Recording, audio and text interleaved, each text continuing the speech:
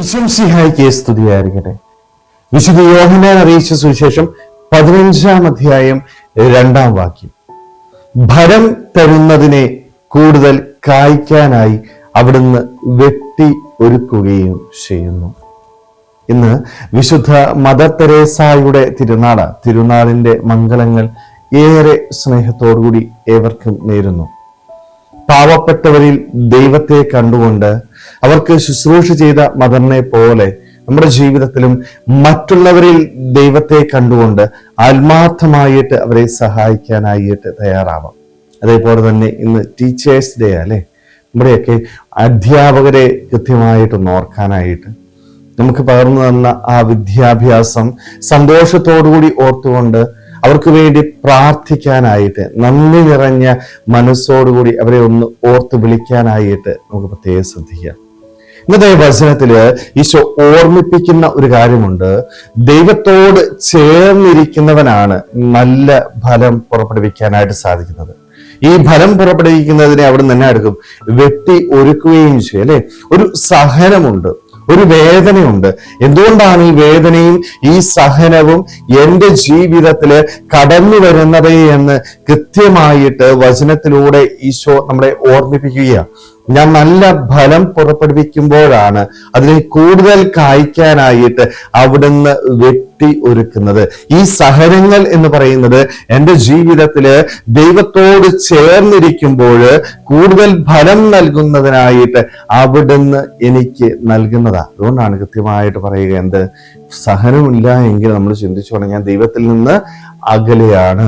എൻ്റെ ജീവിതത്തില് സഹനങ്ങളും വേദനകളും ഉണ്ടെങ്കിൽ ഞാൻ എൻ്റെ ദൈവത്തോട് ചേർന്നിരിക്കുന്നുണ്ട്, ദൈവത്തിന്റെ വചനമനുസരിച്ചാണ് ഞാൻ മുന്നോട്ട് പോകുന്നത് എന്നതിൻ്റെ അടയാളമാണ് ഓരോ സഹനവും ഓരോ വേദനയും. അതൊരിക്കലും ദൈവം ഉപേക്ഷിച്ചു എന്നതിന്റെ അടയാളമല്ല. പലപ്പോഴും നമ്മുടെയൊക്കെ ജീവിതത്തിൽ നമ്മൾ ചിന്തിച്ചു വെച്ചിരിക്കുന്ന ഒരു കാര്യമുണ്ട് അല്ലെ, ഈ സഹനങ്ങള് വേദനകൾ എന്ന് പറയുന്നത് ദൈവം എന്നെ മാറ്റി നിർത്തിയതിന്റെ അടയാളമായിട്ടാണ് കാണുന്നത്.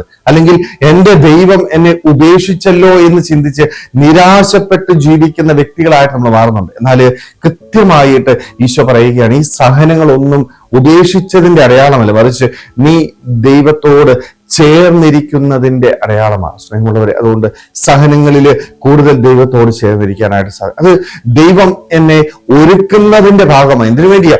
കൂടുതൽ ഫലം നേടാനായിട്ടാ, കൂടുതൽ ഫലം പുറപ്പെടുവിക്കാനായിട്ട് ഒരുക്കുന്നതിന്റെ ഭാഗമാണ് ഈ സഹനങ്ങൾ എന്ന് നമുക്ക് തിരിച്ചറിയാം. അതോടൊപ്പം തന്നെ ദൈവത്തോട് ചേർന്നിരുന്ന് നല്ല ഫലങ്ങൾ പുറപ്പെടുവിക്കുവാനായിട്ട് സാധിക്കണം. മദർ തെരേസ പോലും പറയുന്നൊരു കാര്യമുണ്ട് അല്ലെ. മദർ തെരേസയോട് ആളുകൾ ചോദിക്കുന്നു, എങ്ങനെയാണ് ഈ കുഷ്ഠരോഗിയെ കാണുമ്പോൾ ഓടിച്ചെന്ന് ചുംബിക്കാനായിട്ട് സാധിക്കുന്നത്, നെഞ്ചോട് ചേർത്ത് പിടിക്കാനായിട്ട് സാധിക്കുന്നത്? അതിന് മദർ കൊടുക്കുന്ന മറുപടി എന്താണ്? അവരില് എനിക്ക് ദൈവത്തെ കാണാൻ പറ്റുന്നുണ്ട്. ഇതിനുള്ള ശക്തി ഞാൻ സ്വീകരിക്കുന്നത് രാവിലെ ഞാൻ അർപ്പിക്കുന്ന വിശുദ്ധ കുർബാനയിൽ നിന്ന് ശക്തി സ്വീകരിച്ചുകൊണ്ട് മറ്റുള്ളവരിൽ ദൈവത്തെ കാണുമ്പോൾ അവരെ കെട്ടിപ്പിടിക്കാനായിട്ട് ചുംബിക്കാനായിട്ട് എനിക്കൊരു മടിയും തോന്നാറില്ല എന്ന്. സ്നേഹമുള്ളവരെ, അതുകൊണ്ട് ദൈവത്തോട് ചേർന്നിരിക്കുന്നവന് മാത്രമേ നന്മ പ്രവർത്തിക്കാനായിട്ട് സാധിക്കത്തുള്ളൂ. അതുകൊണ്ട് നമുക്കും ദൈവത്തോട് ചേർന്നിരുന്ന് നല്ല ഫലങ്ങൾ പുറപ്പെടുവിക്കാം. ജീവിതത്തിലുണ്ടാകുന്ന സഹനങ്ങളിൽ വീണു പോകാതെ അവയൊക്കെ എന്നെ ഒരുക്കുന്നതിന്റെ ഭാഗമാണ് എന്ന് തിരിച്ചറിഞ്ഞുകൊണ്ട് കൂടുതൽ ഫലം പുറപ്പെടുവിക്കുവാനായിട്ട് നമുക്ക് ഓരോരുത്തർക്കും ആത്മാർത്ഥമായിട്ട് ആഗ്രഹിക്കാൻ പരിശ്രമിക്കാം. ദൈവം നമ്മളെല്ലാവരെയും സ്വന്തമായിട്ട് അനുഗ്രഹിക്കട്ടെ. ആമേൻ.